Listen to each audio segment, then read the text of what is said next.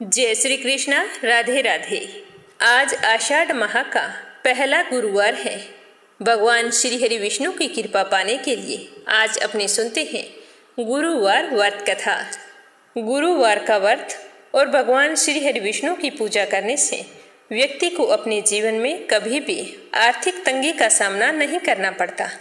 गुरुवार के दिन केले के पौधे में जल सींचने से श्री हरि की कृपा हम पर हमेशा बनी रहती है और हमारी कुंडली में गुरु बृहस्पति देव मजबूत होते हैं। सुनते हैं गुरुवार की पावन कथा। सच्चे मन से कहिए, गुरु बृहस्पति देवता की जय हो।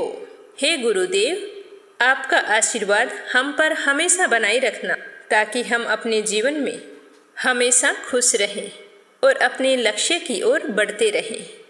बोलो लक्ष्मीपति नारायण की जय हो। प्राचीन समय की बात है।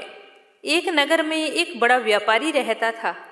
वह जहाजों में माल लदवाकर दूसरे देशों में भेजा करता था। वह जिस प्रकार अधिक धन कमाता उसी प्रकार जी खोलकर दान भी करता था, परंतु उसकी पत्नी अत्यंत ही कंजूस थी। वह किसी को एक दमड़ी भी दान नहीं करती थी और व्यापारी से भी ऐसा करने के लिए मना किया करती थी। एक बार वह सेठ व्यापारी दूसरे देश को व्यापार करने गया हुआ था तो पीछे से गुरुदेव ने साधु वेश में उसकी पत्नी से भिक्षा मांगी। तो व्यापारी की पत्नी ने गुरुदेव से कहा कि साधु महाराज, मैं तो इस दान पुण्य से तंग आ गई हूँ। आप कोई ऐसा उपाय बताएं जिससे हमारा सारा धन नष्ट हो जाए और मैं आराम से रह सकूं। मैं इस तरह धन लूटता हुआ नहीं देख सकती। तो गुरुदेव ने कहा कि हे देवी, तुम बड़ी विचित्र हो। धन और संतान से कोई दुखी होता है भला? अगर तुम्हारे पास अधिक धन है तो शुभ कार्यों में लगाओ, कुंवारी कन्याओं का विवाह करवाओ, विद्यालय और बाग बगीचों का निर्माण करवाओ। ऐसे पुण्य कार्य करने से तुम्हारा लोक और परलोक सार्थक हो सकता है। परंतु साधु की इस बातों का व्यापारी की पत्नी पर कोई भी असर नहीं हुआ। वह तो बिल्कुल भी खुश नहीं हुई। उसने कहा कि साधु महाराज, मुझे ऐसा धन नहीं चाहिए जिसे मैं हमेशा दान करती रहूं। तो गुरुदेव बोले कि यदि तुम्हारी ऐसी ही इच्छा है तो तुम एक उपाय करना। 7 बृहस्पतिवार तक घर को गोबर से लीपना, अपने केसों को पीली मिट्टी से धोना, केसों को धोते समय स्नान करना और व्यापारी से हजामत बनवाने को कहना, भोजन में मांस मदिरा खाना, कपड़े अपने घर पर रोजाना धोना और गुरुवार के दिन अवश्य धोना। ऐसा करने से तुम्हारा सारा धन नष्ट हो जाएगा। इतना कहकर गुरुदेव तो वहां से अंतर्ध्यान हो गए। व्यापारी की पत्नी ने जैसे गुरुदेव ने कहा था उसके अनुसार 7 गुरुवार तक वैसा ही करने का निश्चय किया और जैसा साधु बताकर गया था वैसा ही करने लगी। केवल 3 गुरुवार बीते थे कि उनकी सारी धन संपत्ति नष्ट हो गई और वह परलोक सिधार गई। जब व्यापारी वापिस आया तो उसने देखा कि उसका सब कुछ नष्ट हो चुका है और बेटी अकेली ही बैठी रो रही थी। तो व्यापारी ने अपनी बेटी को दिलासा दी और उसे लेकर दूसरे नगर में जाकर बस गया। वहां वह जंगल से लकड़ी काट कर लाता और शहर में बेचता। इस तरह वह अपना जीवन यापन करने लगा। एक दिन उस व्यापारी की बेटी ने अपने पिताजी से कहा कि पिताजी, मुझे तो दही खाना है। लेकिन व्यापारी के पास तो दही खरीदने के लिए पैसे नहीं थे। लेकिन वह अपनी बेटी को कहकर गया कि बेटा, मैं तुम्हारे लिए दही लेकर आऊंगा। ऐसा कहकर वो जंगल में लकड़ी काटने चला गया। वहां जाकर एक पेड़ के नीचे बैठकर अपनी पूर्व दिशा पर विचार करके रोने लगा। उस दिन गुरुवार था। तभी वहां पर गुरुदेव साधु के रूप में प्रकट हो गए और सेठ के पास आए और बोले कि हे मनुष्य, तू इस जंगल में किस चिंता में बैठा है?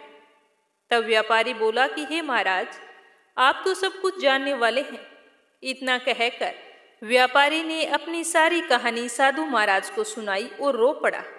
तो गुरुदेव बोले कि देखो बेटा, तुम्हारी पत्नी ने गुरुदेव का अपमान किया था, इसी कारण तुम्हारा यह हाल हुआ है। लेकिन अब तुम्हें किसी प्रकार का भय नहीं है। तुम चिंता मत करो। तुम गुरुवार के दिन बृहस्पति देव का व्रत करो। 2 पैसे के चने और गुड़ को लेकर जल के लोटे में शक्कर डालकर वह अमृत और प्रसाद अपने परिवार और सदस्यों तथा कथा सुनने वालों में बांट दो। स्वयं भी प्रसाद और चरणामृत को ले लेना, भगवान तुम्हारा अवश्य कल्याण करेंगे। तो साधु की बात सुनकर व्यापारी बोला कि हे महाराज, मेरे पास इतना धन नहीं है, मेरे पास तो इतने पैसे भी नहीं हैं कि मैं अपनी बेटी को दही लाकर दे सकूं। तो साधु बोले कि तुम लकड़ियां बेचने के लिए आज शहर में जाओगे तो तुम्हें लकड़ियों के दाम हमेशा से चौगुने मिलेंगे, जिससे तुम्हारे सारे कार्य सिद्ध हो जाएंगे। तो यह सुनकर लकड़हारा बना व्यापारी बहुत ही खुश हुआ, जल्दी जल्दी लकड़ियां काटी और शहर में बेचने के लिए चल पड़ा। उसकी लकड़ियां अच्छे दाम में बिक गई, जिससे उसने अपनी पुत्री के लिए दही लिया और गुरुवार की कथा हेतु चना और गुड़ लेकर कथा की और प्रसाद बांटकर स्वयं भी प्रसाद खाया। उसी दिन से उसके सभी कठिनाइयां दूर होने लगी। परंतु जैसे ही अगला गुरुवार आया तो वह तो व्रत करना भूल गया। अगले दिन वहां के राजा ने एक बड़े यज्ञ का आयोजन किया था। उसने पूरे नगर के लोगों के लिए भोज का आयोजन किया था। राजा की आज्ञा अनुसार पूरा नगर राजा के महल में भोजन करने के लिए गया, लेकिन व्यापारी व उसकी पुत्री थोड़ा विलंब से पहुंचे। अतः उन दोनों को राजा ने महल में ले जाकर भोजन करवाया। जब वो बाप बेटी दोनों भोजन कर रहे थे, उसी समय रानी वहां पर आई। रानी ने देखा कि उसका हार खूंटी पर नहीं है, वहां से गायब हो गया है। तो रानी को व्यापारी और उसकी बेटी पर शक हुआ और उसका हार उन दोनों ने ही चुराया है, यह कहकर राजा की आज्ञा से उन दोनों को कारावास की कोठरी में कैद कर दिया। कैद में पड़कर दोनों अत्यंत दुखी हुए। वहां उन्होंने बृहस्पति देवता का स्मरण किया तो गुरु बृहस्पति देव वहां पर प्रकट होकर व्यापारी को उसकी भूल का आभास कराया और उन्हें सलाह दी कि गुरुवार के दिन कैद खाने के दरवाजे पर तुम्हें 2 पैसे पड़े मिलेंगे। तुम उनसे चने और मुनक्का मंगवाकर विधि पूर्वक गुरुदेव का पूजन करना, तुम्हारे सारे दुख दूर हो जाएंगे। तो जैसे ही गुरुवार का दिन आया तो कैद खाने के द्वार पर उन्हें 2 पैसे पड़े मिले और उसी समय सड़क की ओर से एक महिला जा रही थी। तो व्यापारी ने उसे बुलाकर कहा कि आप मेरे लिए गुड़ और चना ला दो। तो व्यापारी की बात सुनकर वह स्त्री बोली कि मैं अपनी बहू के लिए गहने लेने के लिए जा रही हूँ, मेरे पास थोड़ा भी समय नहीं है। ऐसा कहकर वो चली गई। थोड़ी देर बाद वहां से एक और स्त्री निकली। तो व्यापारी ने उसे बुलाकर कहा कि बहन, मुझे गुरुवार की कथा करनी है, तुम मुझे 2 पैसे का गुड़ चना ला दो। तो गुरुदेव का नाम सुनकर वह स्त्री बोली कि भाई, मैं तुम्हें अभी गुड़ चना लाकर देती हूँ। उसकी आंखों से आंसू बह रहे थे। वो बोली कि मेरे तो इकलौता पुत्र था, वो भी मृत्यु को प्राप्त हो गया। मैं उसके लिए कफन लेने के लिए जा रही हूँ, उसके अलावा मेरा कोई भी सहारा नहीं है। लेकिन मैं पहले तुम्हारा काम करूँ, उसके बाद अपने पुत्र के लिए कफन लाऊंगी। तो वह स्त्री रोती हुई बाजार से व्यापारी के लिए गुड़ और चना लेकर आई और फिर स्वयं भी गुरुदेव की कथा वहां पर श्रद्धापूर्वक सुनी। कथा समाप्त होने पर वह स्त्री कफन लेकर अपने घर गई। तो घर के लोग उसके पुत्र की लाश को राम नाम सत्य है कहते हुए शमशान की ओर ले जाने की तैयारी कर रहे थे। तो वह बोली कि मुझे अपने लड़के का मुख देख लेने दो। तो जैसे ही उसने अपने बेटे का मुंह देखा तो उसके मुंह में गुरुवार का प्रसाद और चरणामृत डाल दिया। प्रसाद और चरणामृत के प्रभाव से वह तो पुनः जीवित हो गया। तो वहां पर इकट्ठे हुए गांव के लोग सारे आश्चर्यचकित हो गए और सोचने लगे कि यह चमत्कार कैसे हुआ। तो उसने कहा कि यह तो सब कुछ गुरुदेव की वजह से हुआ है। और जो पहली स्त्री थी जिसने गुरुदेव का प्रसाद लाने के लिए व्यापारी को मना किया था, जब वह अपने पुत्र विवाह हेतु पुत्र वधू के गहने लेकर लौटी थी और जैसे ही उसका पुत्र घोड़ी पर बैठकर निकला था, वैसे ही घोड़ी ने ऐसी उछाल मारी कि उसका पुत्र घोड़ी से गिर गया और मृत्यु को प्राप्त हो गया। तो यह देखकर वह स्त्री रो रो कर गुरुदेव से क्षमा याचना कर रही थी। तो उसी समय उसकी याचना से गुरुदेव वहां पर साधु के वेश में पहुंच गए और कहने लगे कि देवी, तुम्हें अधिक विलाप करने की आवश्यकता नहीं है। यह सब कुछ गुरुदेव का अनादर करने के कारण हुआ है। तुम अब वापिस जाकर मेरे भक्त व्यापारी से क्षमा मांगकर कथा सुनो, तभी तुम्हारी मनोकामना पूर्ण होगी। तो साधु के कहे अनुसार वह स्त्री जल्दी से जेल में गई और वहां जाकर व्यापारी से माफी मांगी और कथा सुनी। कथा के उपरांत वह प्रसाद और चरणामृत लेकर वापिस घर आ गई और घर आकर उसने चरणामृत अपने मृत पुत्र के मुख में जैसे ही रखा तो चरणामृत के प्रभाव से उसका पुत्र जीवित हो गया। तो वह बृहस्पति देवता का धन्यवाद करने लगी और संकल्प लिया कि अब से मैं भी गुरुवार के व्रत किया करूंगी। और उसी रात को बृहस्पति देव राजा के स्वप्न में आए और राजा से बोले कि हे राजन, जिस व्यापारी और उसकी पुत्री को तूने जेल में बंद कर रखा है वो बिल्कुल निर्दोष है। तुम्हारी रानी का हार वहीं खूंटी पर टंगा है। तो सुबह हुई तो राजा ने देखा कि रानी का हार तो खूंटी पर लटक रहा था। तो राजा ने उस व्यापारी को और उसकी बेटी को बुलाकर क्षमा मांगी और उन्हें आधा राज्य देकर और उसकी पुत्री का विवाह उच्च कुल में करवाकर खूब सारा दान दहेज हीरे जवाहरात दिए। इस तरह गुरुवार का व्रत करने से व्यापारी को अपना खोया हुआ मान सम्मान और धन दौलत पुनः प्राप्त हो गई। बोलो बृहस्पति देवता की जय हो। बोलो विष्णु भगवान की जय हो। एक बार श्री हरि विष्णु लक्ष्मी जी से बोले कि देखो लक्ष्मी, लोगों में कितनी श्रद्धा भक्ति बढ़ गई है। सारे लोग सारा दिन नारायण नारायण करते रहते हैं। तो भगवान श्री हरि विष्णु की बात सुनकर लक्ष्मी जी बोली कि आपको पाने के लिए नहीं, मुझे पाने के लिए लोगों में भक्ति बढ़ गई है। तो लक्ष्मी जी की बात सुनकर श्री हरि विष्णु हंसते हुए कहने लगे कि लक्ष्मी, अगर आपके लिए लोगों में इतनी भक्ति बढ़ गई है तो वो नारायण नारायण क्यों करते हैं, लक्ष्मी लक्ष्मी का जाप क्यों नहीं करते हैं। तो यह सुनकर लक्ष्मी जी बोली कि चलो, आपको विश्वास ना हो तो परीक्षा हो जाए इस बात की, जिससे आपको अपने आप पता चल जाएगा कि लोगों में किसके लिए श्रद्धा भक्ति बढ़ गई है। तो श्री हरि विष्णु भगवान ने एक ब्राह्मण का रूप धारण करके एक गांव में चले गए और वहां जाकर एक घर का दरवाजा खटखटाया। तो घर के यजमान ने द्वार खोलकर पूछा कि आप कौन हैं और कहाँ से आए हैं। तो ब्राह्मण का वेश धारे श्री हरि विष्णु भगवान कहने लगे कि हम तो तुम्हारे नगर में परमात्मा के नाम का कथा कीर्तन करना चाहते हैं। तो यह सुनकर यजमान बोला कि ठीक है महाराज, जब तक कथा होगी तो आप मेरे घर में रुक सकते हैं। तो बाद में गांव के कुछ लोग इकट्ठा हुए और सभी को बता दिया कि यहाँ पर कथा का आयोजन किया जा रहा है। तो सारे लोगों ने तैयारियां शुरू कर दी। पहले दिन कथा सुनाई गई तो कुछ लोग आए, दूसरे दिन कथा की तो कुछ लोग और आ गए। इस तरह करते करते तीसरे चौथे दिन तक खूब भीड़ हो गई। तो विष्णु भगवान तो बहुत ही खुश हो गए और सोचने लगे कि देखो लोगों में कितनी भक्ति है, और लक्ष्मी जी है कि इस बात को मानती भी नहीं है। उधर लक्ष्मी जी ने सोचा कि चलो चलकर देखा जाए कि स्वामी जी के क्या हाल है और पृथ्वी लोक पर क्या कुछ चल रहा है। तो यह सोचकर लक्ष्मी माता ने बूढ़ी माता का रूप धारण किया और उसी नगर में जा पहुंची जहां पर विष्णु जी गए हुए थे। तो वहां पहुंचकर लक्ष्मी जी ने एक द्वार खटखटाया। उसी समय उस दरवाजे से एक औरत बाहर निकली, उसके हाथ में ताला था। उसने बूढ़ी माता को देखते ही प्रणाम किया और कहा कि माता किस काम से आई है। तो लक्ष्मी माता बोली कि बेटी मुझे थोड़ा पानी पिला दो, बहुत ही जोरों की प्यास लगी है। तो लक्ष्मी माता की बात सुनकर वह महिला बोली कि माता जी 3:30 बजे हैं, मेरे को कथा में जाना है, आप जल्दी करो। तो उसने जल्दी से पानी लाकर लक्ष्मी माता को दे दिया। तो लक्ष्मी माता ने पानी पीकर जैसे ही लोटा वापिस उस महिला को दिया तो वह लोटा तो सोने का हो गया।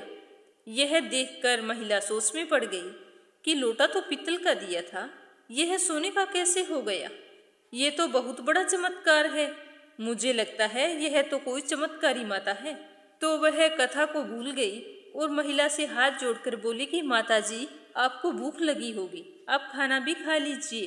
क्योंकि उसके मन में लालच था। अपने लालच की इच्छा रखते हुए उसने सोचा कि अगर यह बूढ़ी अम्मा खाना खाएंगी तो बर्तन भी सोने के हो जाएंगे और मेरे तो यहाँ खूब सारा धन हो जाएगा।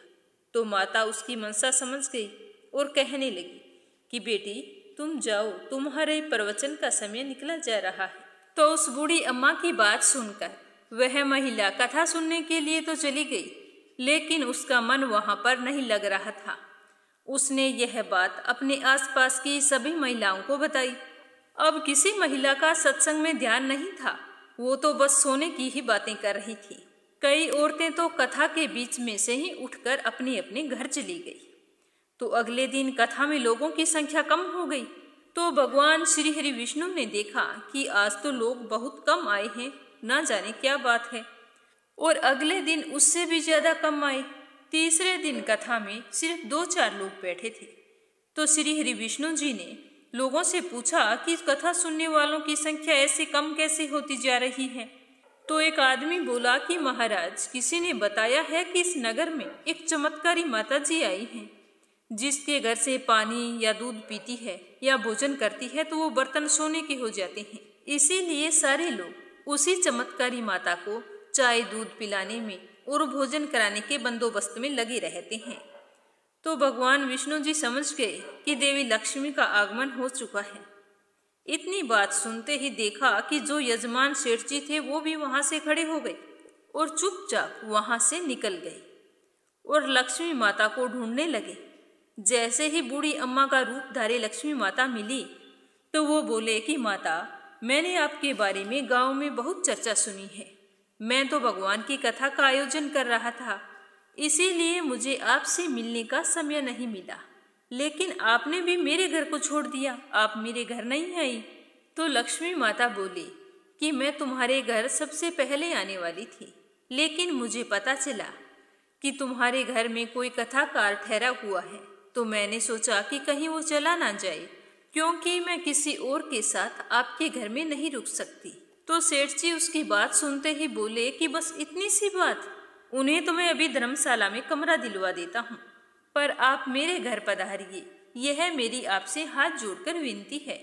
तो शाम को जैसे ही विष्णु भगवान कथा समाप्त करके सेठ जी के घर आए तो सेठ जी बोले कि महाराज, आज आप अपना बिस्तर बांधो और यहाँ से जाओ। मैंने आपकी रहने की व्यवस्था अब से धर्मशाला में करवा दी है। तो यह सुनकर विष्णु भगवान बोले कि अभी तो कथा के 2-3 दिन ही बचे थे, मुझे यहीं पर रुक जाने दो। तो इतना सुनते ही सेठ जी तो उतावला होकर बोला कि नहीं नहीं महाराज, आपको अभी जाना होगा, मैं आपको एक रात भी यहाँ पर नहीं रोक सकता। आज मैं आपकी बिल्कुल भी नहीं सुनूंगा, मुझे किसी और मेहमान को अपने घर में ठहराना है, इसीलिए आपको तो आज ही यहाँ से जाना होगा।